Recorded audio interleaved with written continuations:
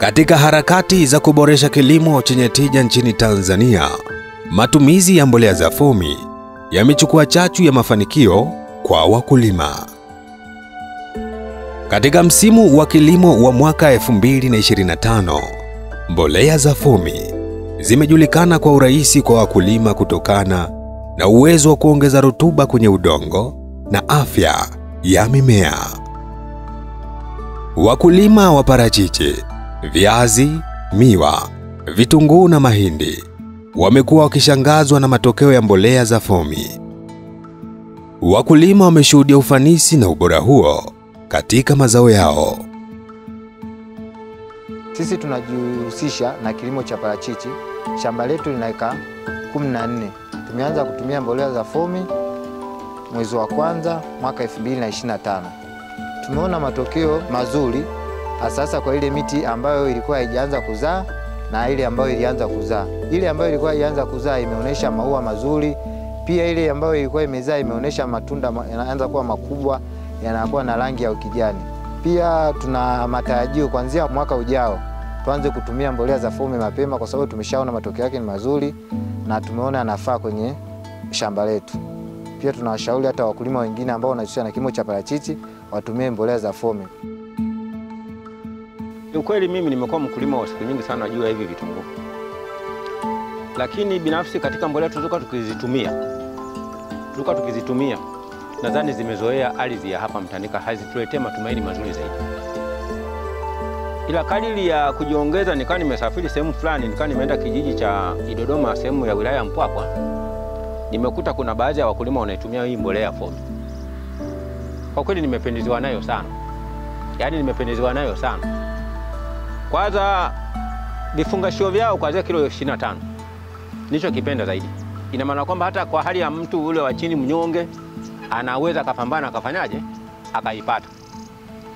Lakini ipo ya kukuzia, ipo hadi ile ya kunenepesha, ipo hadi ile ya kupandia. Kuna baadhi ya mbolea wanasema ukiweka zinaharibu shamba, lakini hii kuzia wao nimeona wamechanganya na hii samadi, ambayo hii samadi ni mbolea asilia. Hata sisi tunapenda mara nyingine kuweka shambani ili lengo kurudisha ardhi kwenye ubora wake.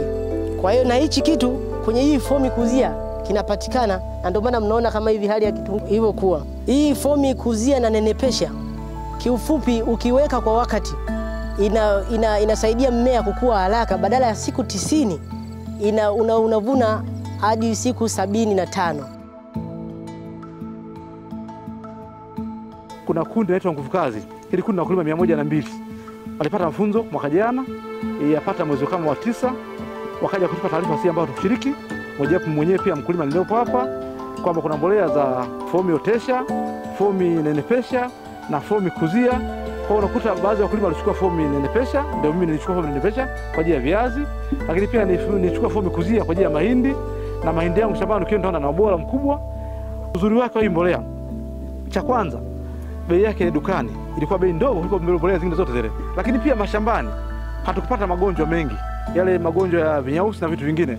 Lakini sifa nyingine ya nenepesha ambayo tumepata kwenye maelezo ya wakufunzi wanaotufundisha kupitia vile vikundi vyetu, kwamba wenyewe kuna virutubisho vingine ambao pia haviharibu ardhi, vina kama jamii ya samadi au choka kwa namna fulani, ndio tumeiona kwa hivyo nenepesha, na pia mle ndani imeandikwa pia. Kwa hiyo mimi naamini kwa matokeo tunayopata safari tutarajia mwakani, kama mwaka huu tumetumia tani 2 za mbolea, basi msimu ujao tutarajia kutumia tani 15 mpaka 20 za mbolea. Mua ni moja ya mazao ambayo kitaalamu inaitwa heavy feeder. Ni mazao ambayo yanatumia zaidi rutuba ya udongo. Sasa ili mkulima aweze kuzalisha kwa tija na azalishe kwa muda mwingi, kwa sababu mua ni zao linalokaa shambani muda mrefu, ni lazima arudishie vile virutubisho ambavyo mua umechukua kwa mwaka husika. Vitu ambavyo tunatumia kuangalia ubora wa matumizi ya mbolea ni namna ambavyo kitaalamu inaitwa tillering. Kwa Kiswahili tunasema namna ambavyo machipukizi, mua unatoa machipukizi. Ukiangalia mua huu utagundua kwenye sahani moja kuna machipukizi mengi, lakini pia huu mua una muda wa miezi 2.5, umeshafikia zaidi ya futi 6. Kwa unakuta hii mbolea ina matokeo mazuri kwenye miwa.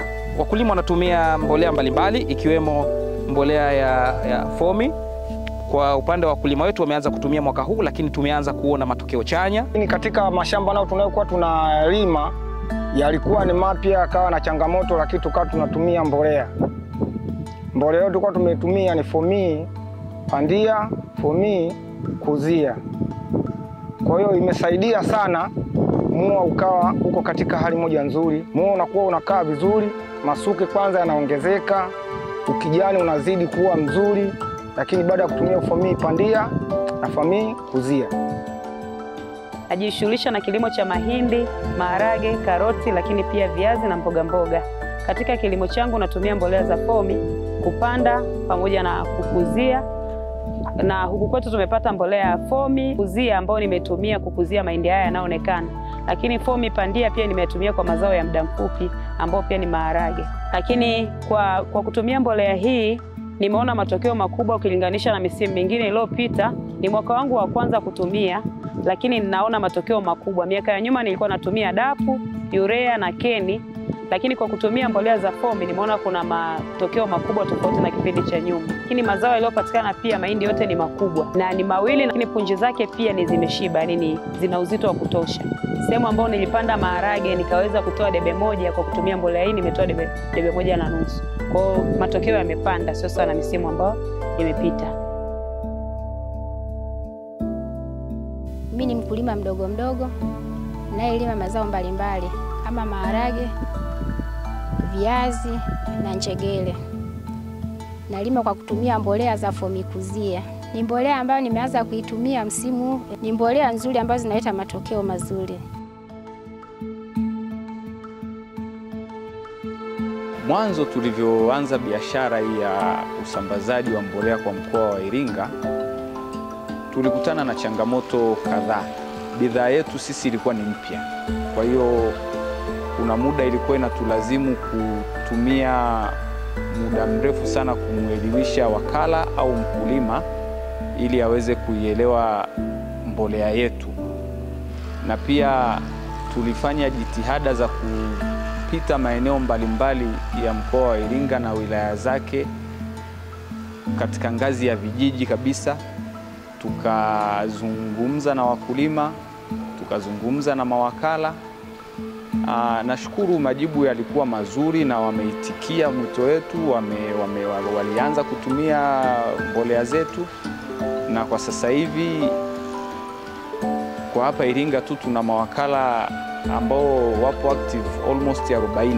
Kwa ushirikiano mzuri wa Intracom na Omenyene Investment kupitia wakurugenzi wetu na watu wetu wa marketing na marketing consultant wa Intracom Bwana Amani, walifanya kazi kubwa sana kwa pamoja kwa ajili ya kufanya marketing ya bidhaa yetu za Fomii, na mwisho wa siku numbers zimeanza kuonekana. Toka mwezi wa 9 tulianza taratibu, mauzo yalikuwa ni kidogo, lakini kadri siku zilivyokwenda mauzo yaliongezeka, na leo hii tunazungumza Fomii ni mbolea ambayo kwa msimu ujao ndio itaongoza katika kilimo kwa mikoa hii.